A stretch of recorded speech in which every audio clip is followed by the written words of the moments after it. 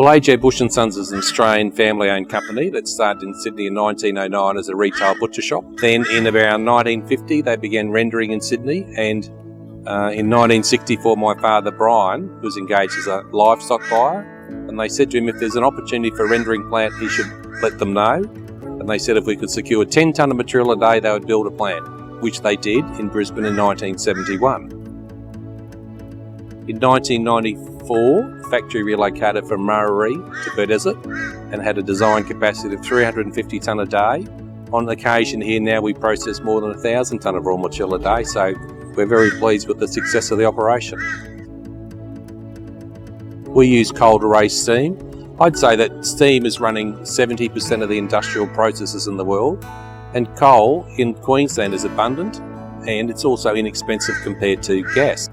Coal is a very good fuel. We actually, when we sourced these new boilers that we have here, we went to Cape Town and they were very surprised at the quality of the coal that we had here.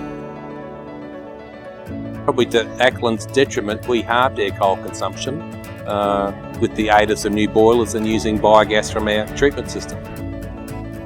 So we initially received a letter from New Hope on the 12th of September advising that coal supply would cease on the 31st of October. I wrote to the Minister of Environment and also to the Minister for Mines.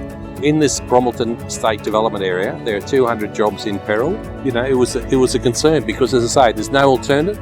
There's no firewood or newspapers or other products. So it was actually at one point suggested in recent talks that we possibly might bring coal from New South Wales, either via ship from Newcastle to the Port of Brisbane. Now that's just ridiculous.